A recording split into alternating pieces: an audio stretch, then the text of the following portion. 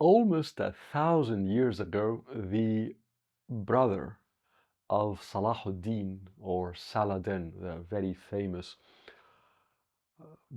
Kurdish military leader who had controlled Egypt, and it was the very base of his power and his struggle and fights against the Crusaders.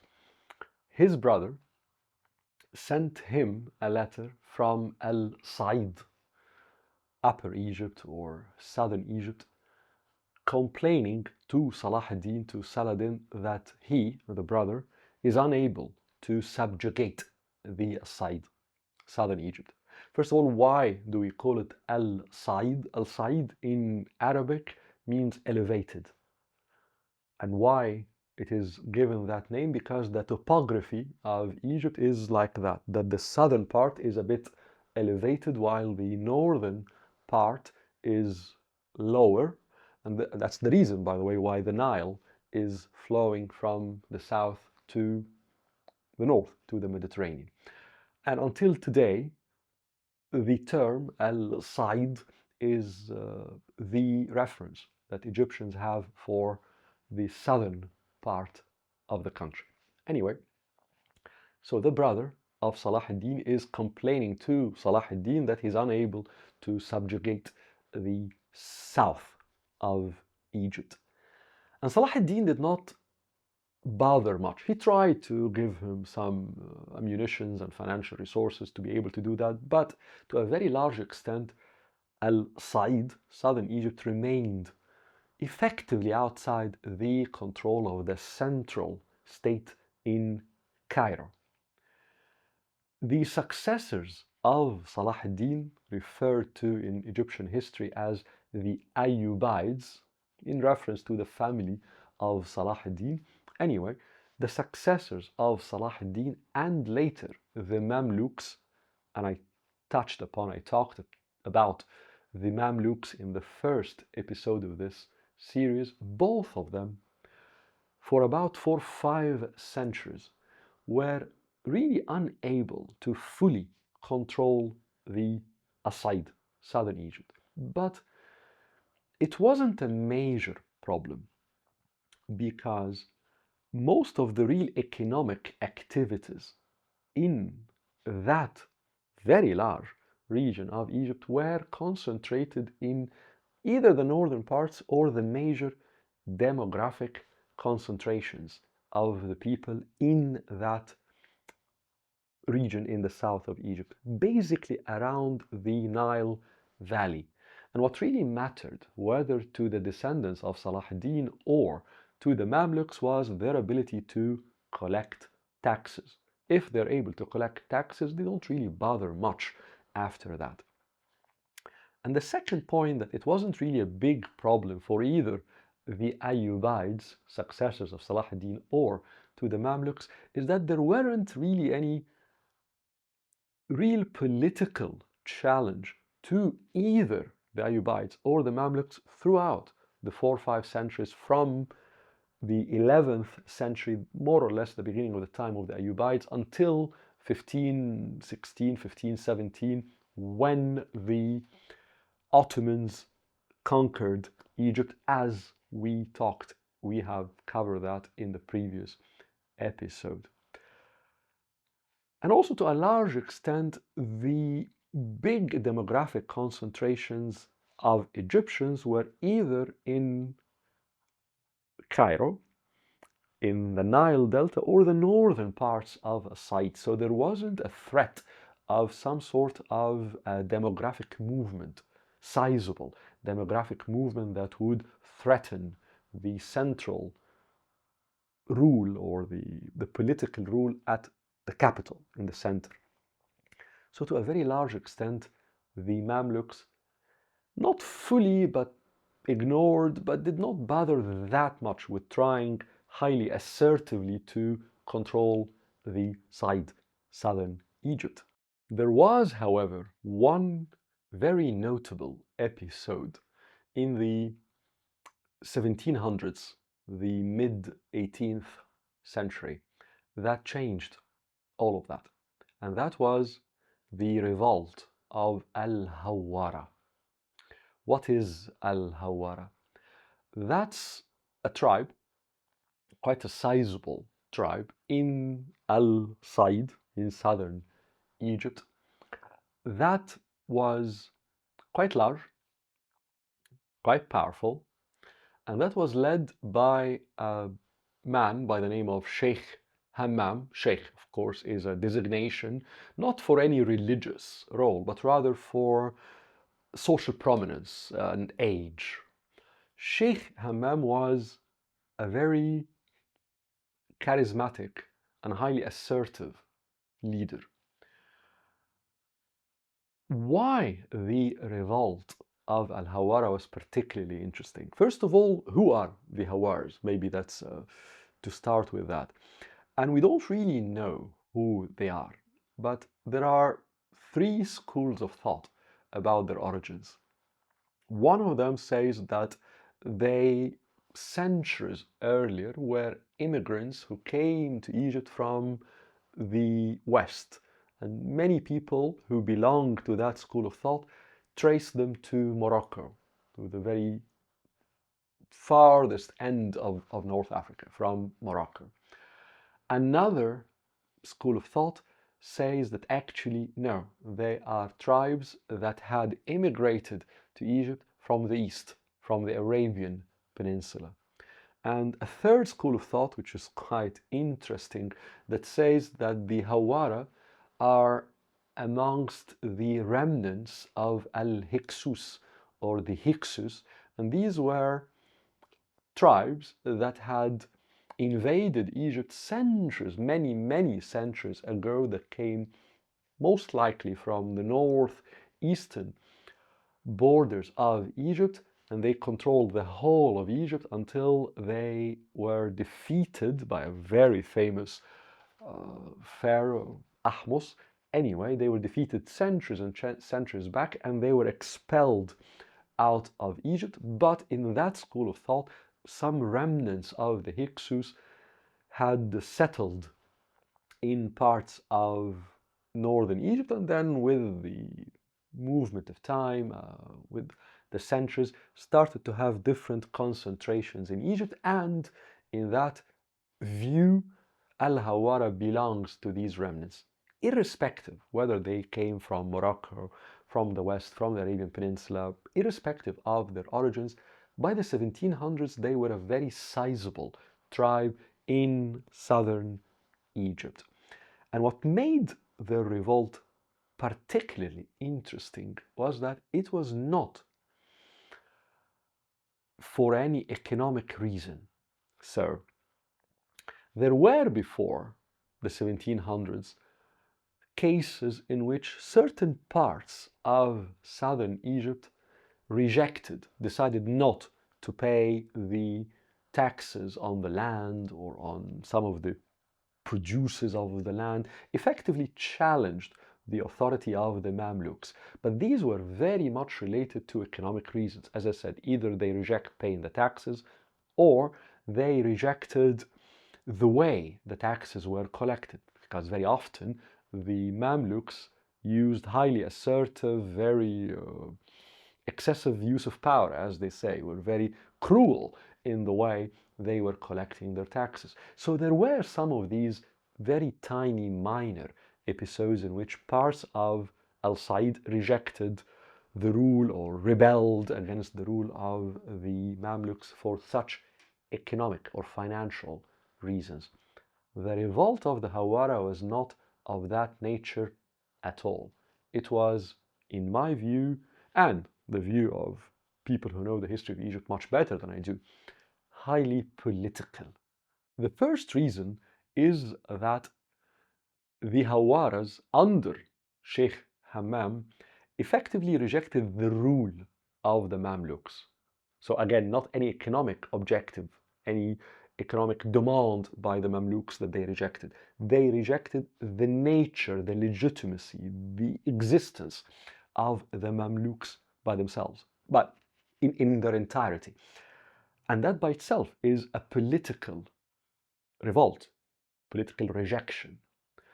The second reason is that their attempt to create some sort of independence from Mamluk rule was not only in the areas in which their tribe was located or had inhabited that region. Their ambitions was to expel the Mamluks from effectively the entire side, effectively the entire southern Egypt. That's an important point because typically tribes are very much attached to the regions in which they live, the regions they inhabit. The fact that we have a political objective that is not attached to the territory that they control makes the nature of that project, in my view, more could be called regional. And I think without any kind of exaggeration, it's not limited to the Hawara land. At least it was a regional political project. And the third reason that it is a political project, that the narrative that Al-Hawara under Sheikh Hammam, narrative they adopted, was not only addressed towards the Bedouins, the tribes, because to a large extent, the composition of the society in Al Said, in southern Egypt at the time, and actually for many, many decades after that, was very much either the peasants of the land, the peasants who work, the farmers who work the land, and the Bedouin tribes. Many cases they live in certain areas as well as inhabit the mountains of Al Said, of southern Egypt. The narrative of Al Hawara under Sheikh Hammam was addressed to everybody in that wide, large region that they were trying to expel the Mamluks from. I do not want to exaggerate and say that we had here an Egyptian narrative, because it's not clear that they actually used such terminology. It's not clear that they tried to reach out to the different communities using the idea of Egyptianness. I think if I say that, I would be invoking a bit too much into the narrative of the Hawara Revolt.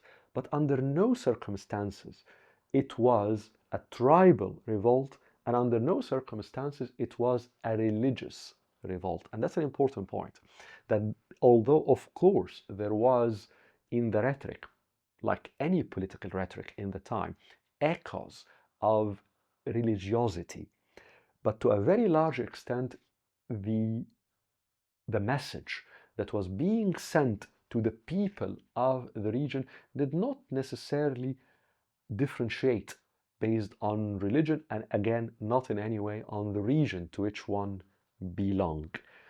I think we can safely say that this is a point of departure. This is some sort of an origin of a new consciousness in Egypt at the time that had elements of Egyptianness, even if the word Egypt was not very prominent in that narrative. The revolt of Al Hawara under Sheikh Hammam failed. So basically, the Hawara had a number of battles against the Mamluks, and at the very end, they lost. And actually, if we follow the most prominent historians of the time, we would know that Al-Hawara lost not because the Mamluks were able to defeat them on the battlefield, but rather by deceit. Effectively, the Mamluks created a division within the leaders of Al-Hawara, effectively in the family of Sheikh Hammam, and through creating these divisions and a lot of deceit, they managed to defeat Al-Hawara and disperse their powers and effectively take control of parts, not the entirety of the territory that was controlled by Al-Hawara, but effectively dilute their presence and certainly stop or destruct their project. And yet, it is worthy of mentioning and stopping at that episode for an important factor, I think, that revolt was able to create a form of independence for itself for about 20 years. So the region, quite an extended part of Al-Said, of southern Egypt, was out of the control of the Mamluks for about 20 years. That's a significant period of time. And secondly, as I referred to a few minutes ago, even if we are not sure that there was any form of clear Egyptian nationalistic narrative in the revolt of Al-Hawara or in the message of Sheikh Hammam, certainly, at least in my reading, there is a very clear new consciousness that was very different from anything that was before in or was in Egypt prior to the revolt of Al-Hawara.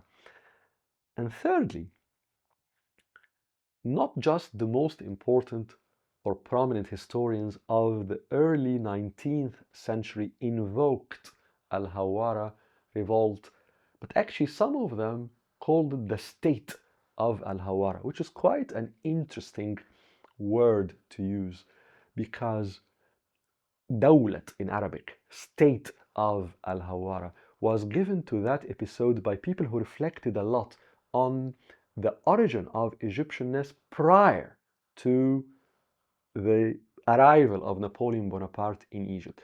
My point is a number of people who looked in detail at the experience of the Egyptian society in the 18th century, in the 1700s, stopped at that period, at these 20 years in which that extended part of the Said of Upper Egypt were out the control of the Mamluks and endowed that experience with the term state to signify how important in their reading that experience or that experiment was in challenging the rule of the Mamluks. And this is the final point, I think, important for us from that episode.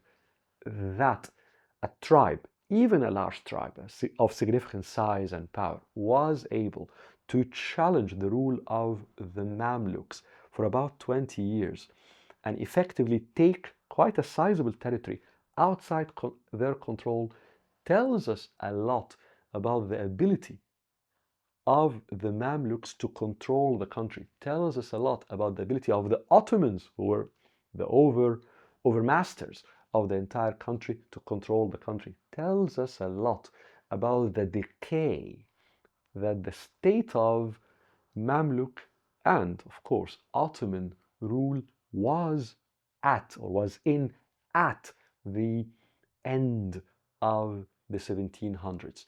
And that's, in my mind, telling about the state of power in Egypt at the moment Egypt was on the verge of, or at the moment of seeing Napoleon Bonaparte arrive on the shores of Egypt.